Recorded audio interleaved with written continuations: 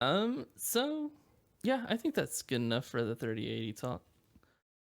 So our third topic is Bungie is making changes to their host servers. So in the TWAB this week, our buddy, I think it was David Aldridge, D Aldridge, stated that they're changing the mission scripting model, whatever the heck that means, to run on the physics host instead of the mission host, whatever the heck that means as well. So this seems like a pretty major change, but what exactly does it mean for us? So trying to look at this in more of a PvP environment, and my understanding is that the physics host knows things like player positioning, player status, ammo, and what each player is doing in a match, while the mission host is only aware of things like the number of kills, time, and death, or like stuff that you would see on like the end screen for like your KDA and stuff like that. So seems like moving to the scripting model to the physics host will help make catching cheaters a lot easier, as they can keep track of things like player positioning, so you won't have a player like on one side of the map and then suddenly going right behind a player on the other side of the map, and then right behind the other player, and then right behind the other player.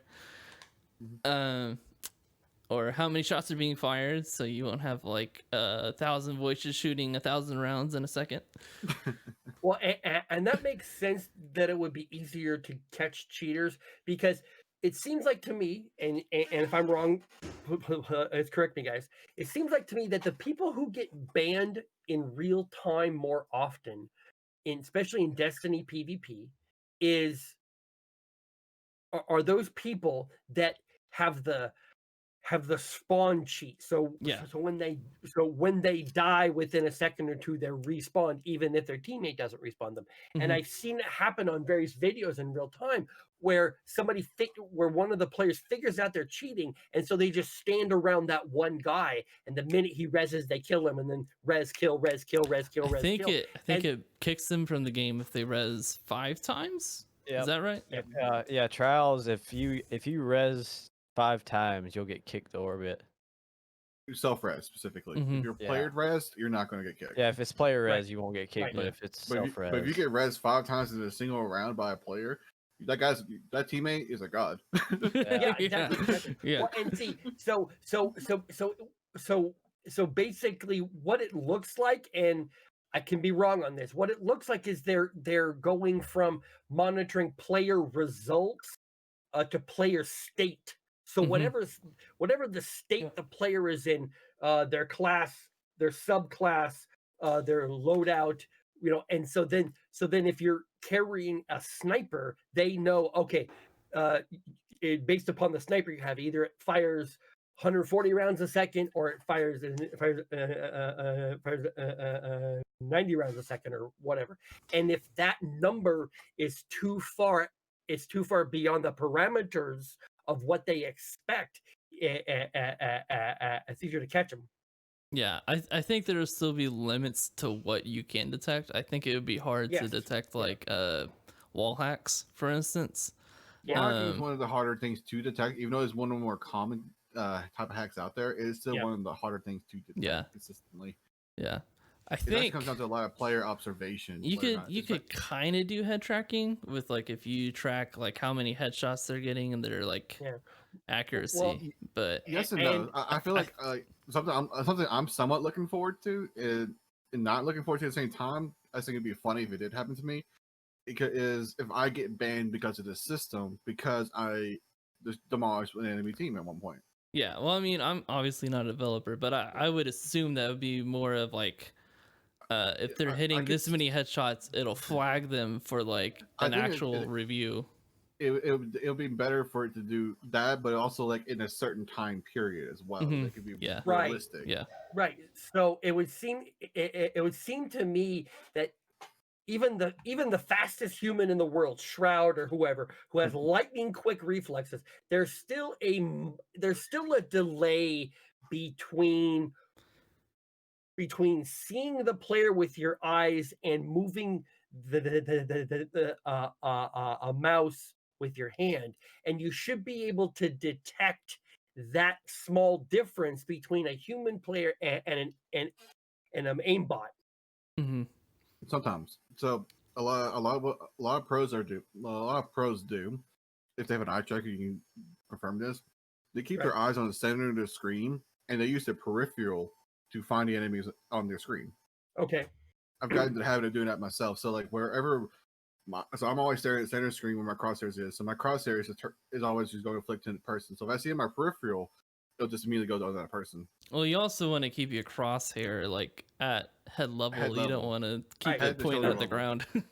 Right. A very common mistake I see in a lot of console players. Yeah. Is- Well, the is reason shit. that because my friend Duck explained it to me, the reason that happens is because a lot of like I guess Gun- old COD and Oh yeah, you should aim with the Halo. feet, hit their head. well, so see, like that's- Halo, that's the where it came from. reticle is actually it's not centered in the screen; it's actually lower. Mhm. So, and that's why people look more towards the ground, which is interesting. That But, and just recoil in general. Yeah. So what do you think about this, Amp? You play a lot of PvP, don't you? Yeah, I've been recently playing like a lot of elimination, Yeah. and I've been like demolishing Have you people. encountered any cheaters or anything? Not in elimination. I haven't really. I've played against a lot of good players in there, but I haven't Yeah. found any cheaters in that. Now, if I play comp, I'll usually find cheaters. Mm-hmm. This will So it could also like Denzer was saying before, it could also help with like trades, so like shotgun melee trades, because you can detect basically who shot first essentially. But I feel like their slow tick rate is still not going to help out very much with that. No, it's not. Yeah. I'm Plus, actually also pretty like for a lot of people, that's going to help. That's what that low tick rate and that delay for God trades damn. is what helps them kill the Titan. Yeah. Yeah. I'm actually pretty sure I played a dev in elimination the other day. Probably did. They play. Yeah. Yeah, Is they there, do. I'm pretty sure I've seen on Twitter. There's one of the devs. His name's like not a dev or something like that. I don't know who it is. I don't think it's DMG. I can't remember. That's funny. I'm pretty sure it was one because me and him kept trading shotgun. We kept trading like every time we like met, we would kill each other. Yeah. So this should also make it easier to implement world events and can even have an effect on like public events. So with their previous model, they were still able to do a world event with the Almighty crashing down on their mission host.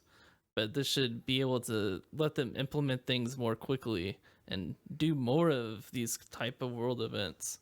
I think it's a great thing Yeah. because that's something that everyone loved about that.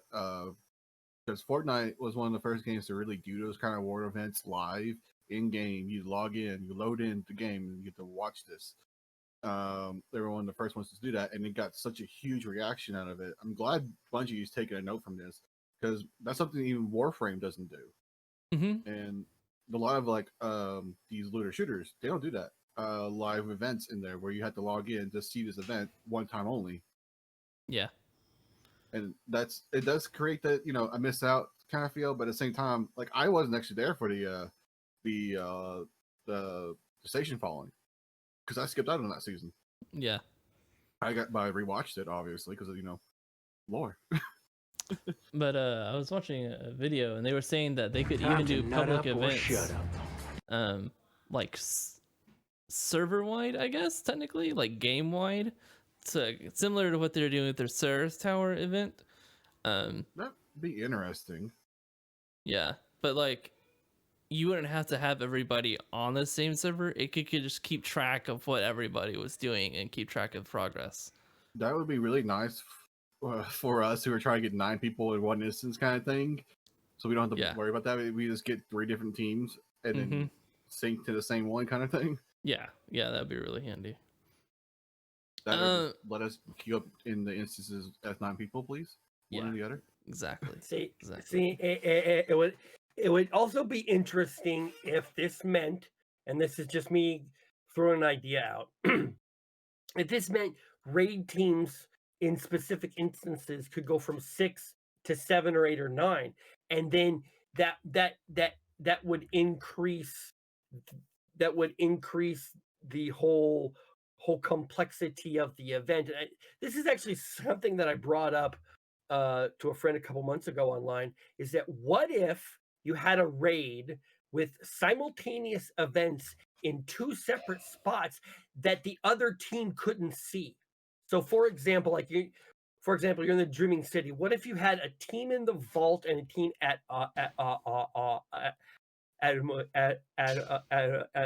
Morgeth, and you had to complete specific actions in a specific sequence, but one place had to do it and then communicate to the other place. You know what I'm saying?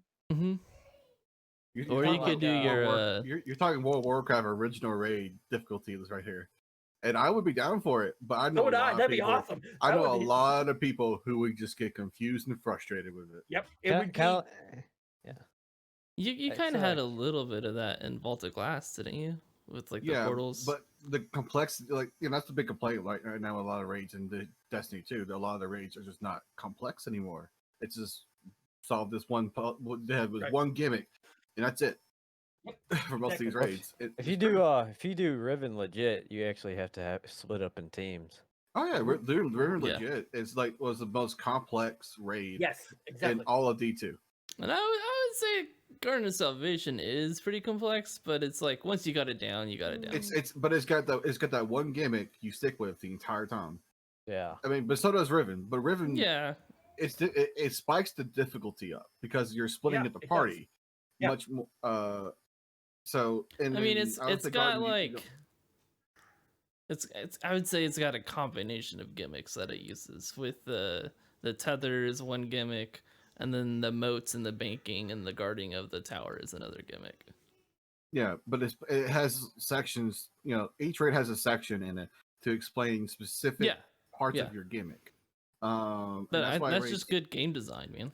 Oh yeah, that's definitely good game design. But for me, the puzzle solver in me is like make it more complex. Give me a second gimmick. Well, Or I just throw think this that's random one of thing the at me. things is like, so we'll just dive into this. What do y'all think this would mean for the future of Destiny?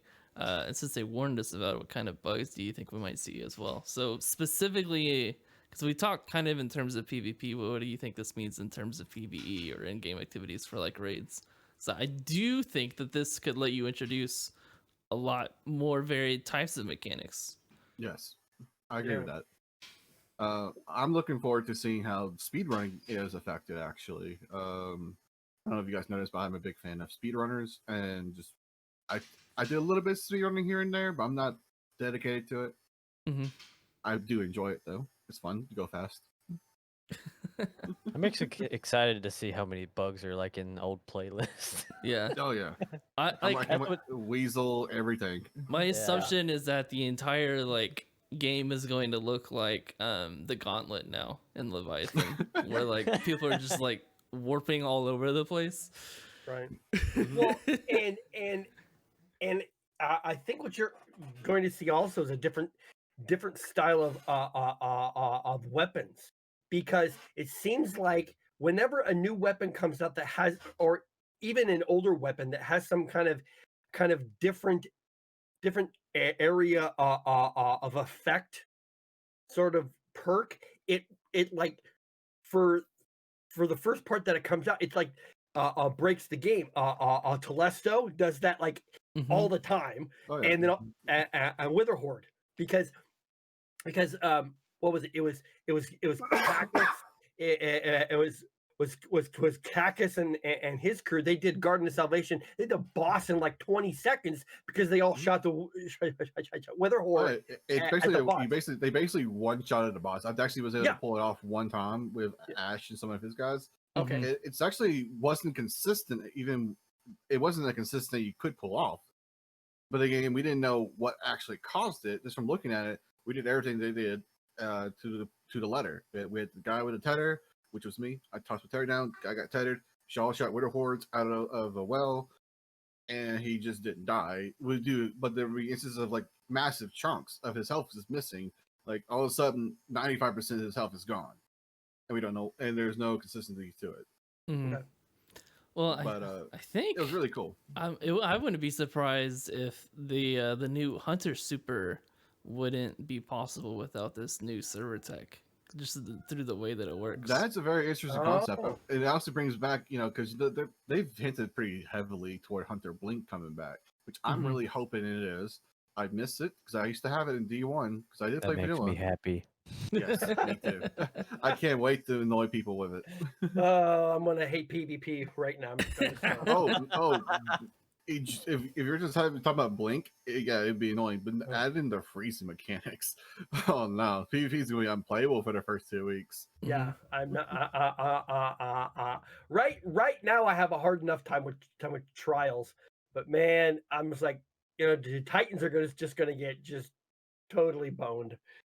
I feel like Yeah. Titans got the most vanilla update this go around, whereas Warlocks and Hunters got a lot of love, which I love that. So the only thing on Warlocks I want to see nerf is freaking handheld Supernova. Oh my god, this guy got me from like cross map handheld Supernova. Like really? I think they did nerf Okay. it at one point. They did nerf it twice actually. Yeah. You still get hit one if You can still one hit people with it, but you Yeah. can also kill yourself more consistently now. Oh, that's good. I've seen people kill themselves with it. What was I gonna say? Oh, so do y'all? I feel like in the gameplay trailers, it seems like there's a lot more enemy units now. Have you all noticed that at all? Yeah. Yeah, I did notice that. It seems like we're encountering like a lot of like the Walker cannons, for example. Mhm. We're counting down. Looks like we're counting down a little bit more often. It's just like a free roam territory. They're not reserved to special encounters of a strike or just instance or whatever. Because there aren't that many walkers for the Fallen that you can just encounter randomly. They're always set to scripted events or just specific locations in these strikes. Mhm. And it just seems like the number of enemies has increased. I feel like. There's one specific area where they're like throwing their grenades at the pillar, and like the thing comes out, and you see a bunch of like shanks pop out. Yeah, exactly. Yeah. Time to nut up or I also shut don't up. know like if they just spawned in more to make it look better. Maybe. Yeah. But maybe the new server tech If you wanna allows them to have Yeah, if you more want to show off dudes out in the those field at the same slam time. attacks, the wave attack from the Warlock, want to Yeah. show those off, you can get a lot of people there. Come on. Yeah. I'm just, I'm theorizing over here, man. Oh yeah. Well, I actually do think they might be adding a little bit more density to the enemies, because the newer consoles can probably handle it better, and that's what they're building towards now. Hmm. Even though this will be on the PS4 and Xbox X, Yeah. Xbox One X, whatever. They'll slowly ramping things up as things go. Yeah. I mean, we could get more complex AI behavior, I would assume. Honestly, Fallen already, like, if I'm not warmed up, I miss a lot of shots on Fallen because they Yeah. were so squirmy. I just mean like in terms of like team coordination, because that's kind of one of the things that Halo was kind of Yeah. famous for, was their combination of having jackals and elites and grunts and stuff, and they would work together in specific ways. And I feel like at least the Fallen feel like they do this already. Even if it's just by accident. they're pretty similar, I would say. But I Yeah, just feel mean the like Fallen because are you kinda have like Hive needs a lot of work. Taken especially needs a lot more work as far as the AI goes. yeah. Taking this feel very like grunt level, I guess you can say. Like they're just fodder. Mhm. There's no complexity to them. Which I But understand. There's no you could theme. give, because they have so much information like on player status, you could do a lot more complex stuff with the AI. Kind of like if you're got like a sniper rifle and you're lined up on a knight and you ADS towards him and he'll like jump out of the way to try to avoid your shot. They could do not stuff specifically to that, but they could do stuff with like Yeah, react to as far as, certain like, player animations conditions and like stuff. that. Yeah.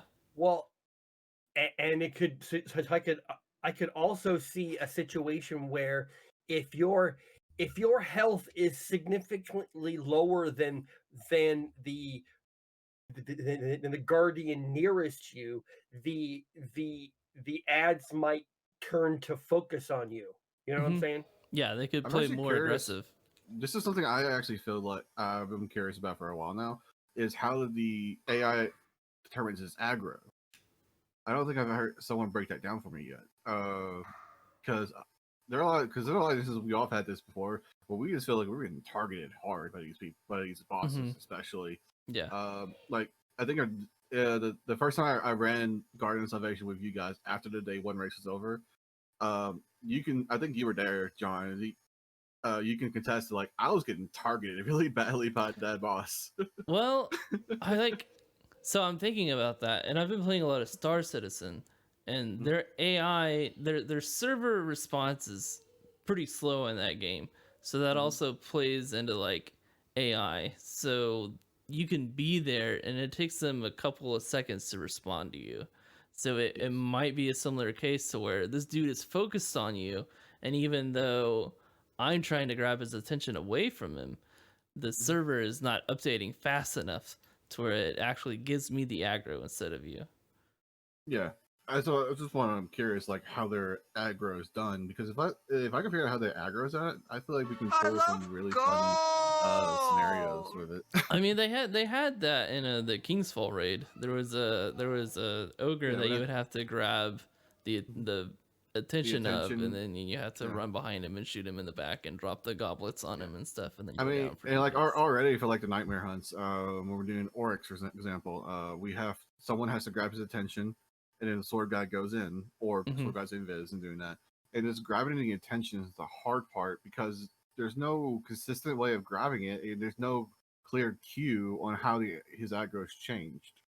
There's no is it proximity based? Is it just amount of people shooting towards him, or it's just people the general sense of guns going off near him, whatever. Like, and he just seems to target somewhat random, but it's not random because all of a sudden he'll turn around and kill the sword guy behind him. So, I feel like I would love to see someone break down the AI behavior in Destiny 2 because I'm legitimately curious about it. Yeah. So, I mean, it's probably a little bit of a redundant question, but do you think that the work that they're doing on this is like worth the time that they're putting in? Do you think the results are going to be worth the effort? Yeah. Anything to help PvP at this point is worth the effort. Well, it's not just PvP. It's Well- there's a lot of hackers popping up in PvE now too. Yeah, there is. I actually have People concerned about the world's first raid going to a hacker. They need to delay that raid until they get all this crap fixed. Well, that's what their hope is why they're adding this for day one to really reduce that amount of hackers, but we won't know how effective that is until it happens. Yeah. I would agree they could postpone day one, but the other issue is you're going to have the same thing where we had so much time to prep for it because a lot of it comes down to that prep time, and if you extend it, that's going to give way more competition. Well, it's a raid race for a reason.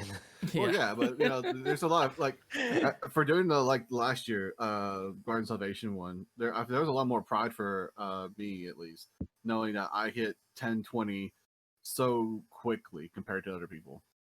Yeah, I mean, I could see it going anyway. I don't either way, because even if you delay it 3 weeks and you give more people time to grind it out, it's almost, I would say, a little bit more considerate of people's time, because not everybody has 16 hours a day to like grind out their levels and stuff. So it allows more people to participate in this raid race, essentially. Yeah, I'm one of those people that does grind a lot and play Destiny. I mean, like right now, my season pass, I'm level 449, but there are people who in the first week of any season will literally put in 16 to 20 hours a day just to level up so that the second these things launch, they're in it.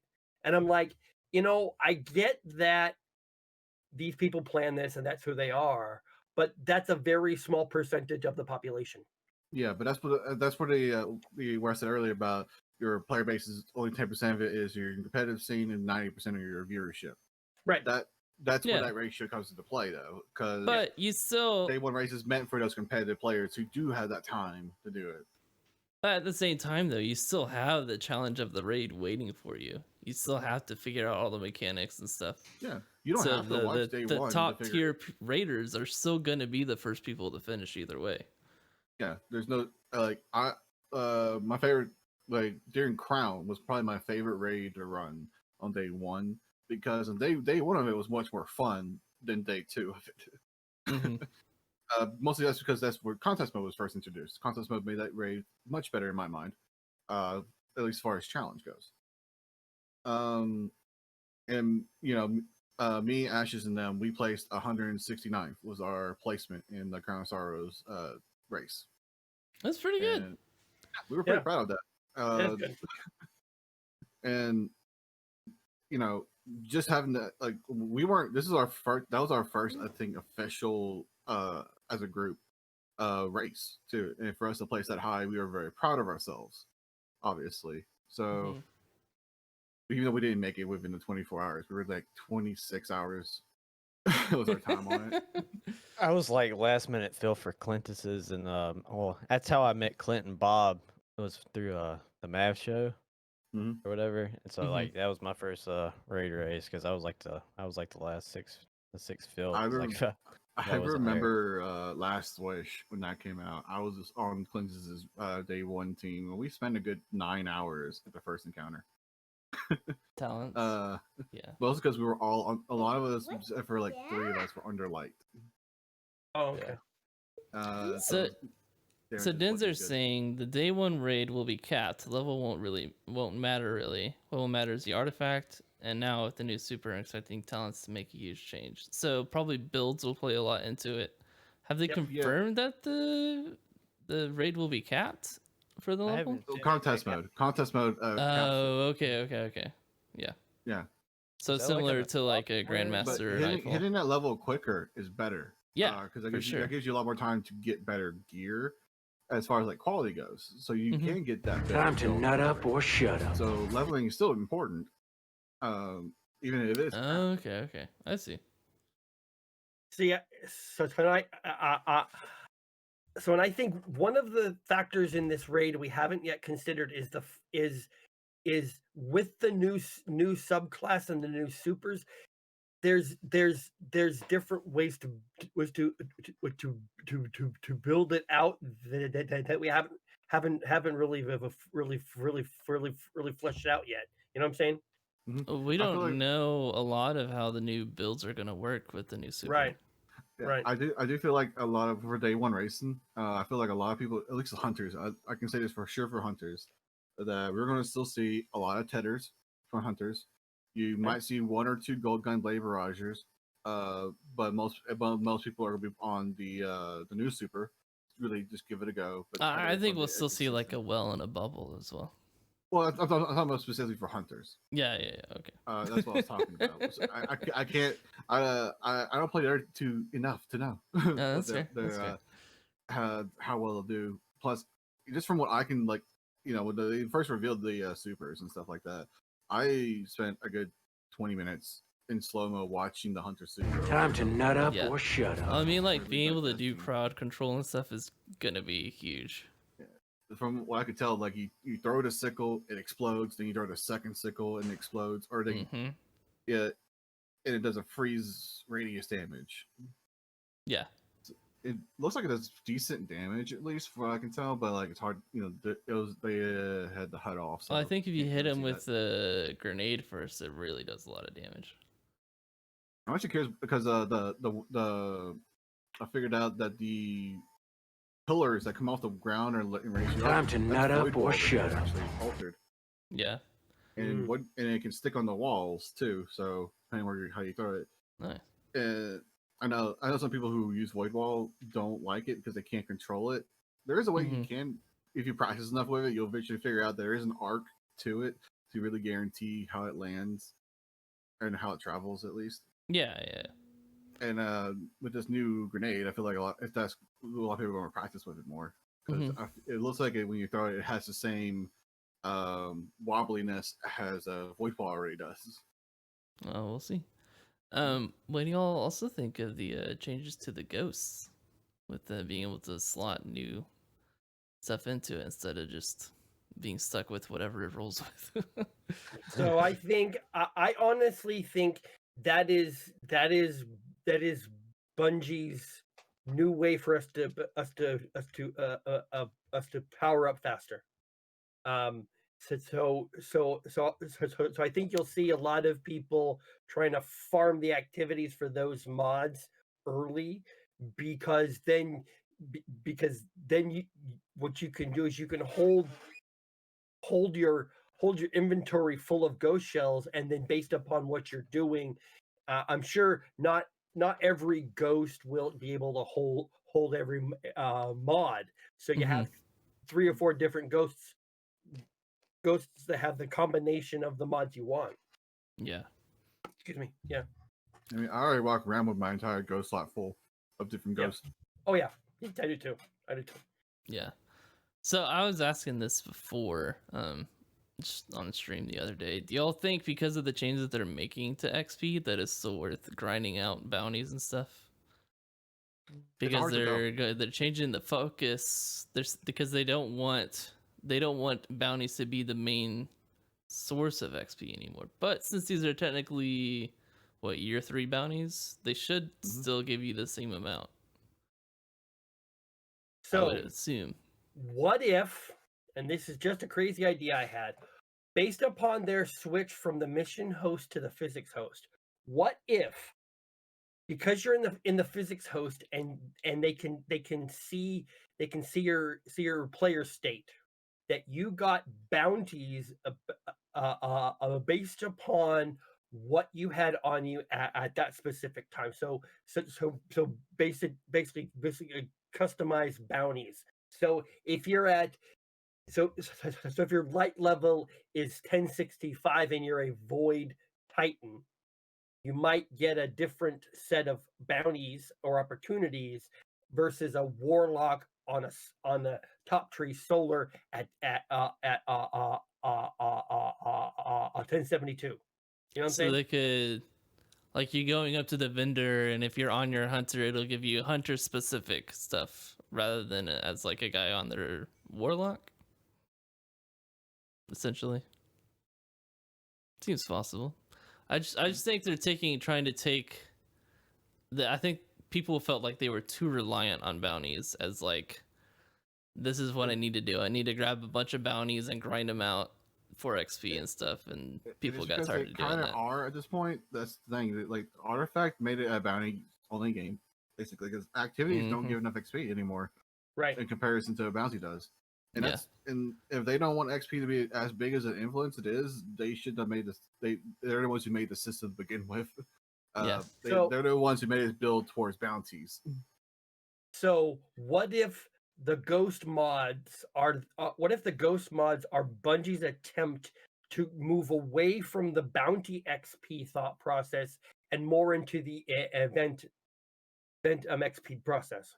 Because right now, really the only boosts that you get from your ghost are like a 10% for, I think it's like 10% on public events if your ghost has the perk public defender. If you have a gambit ghost, you get an extra 10%. If you have a strike XP ghost, and you get an extra 10%. You know all I'm saying? Yeah. Really like Guiding Light. Yeah, that too.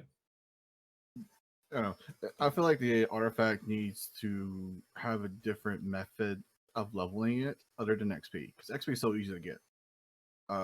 That's one thing what their problem is. That's why it's becoming such a bounty driven game. It's because the Artifact relies on XP. If it relied on some other source to level it up, Just bring back Modes of Light, man. It's all problem solved.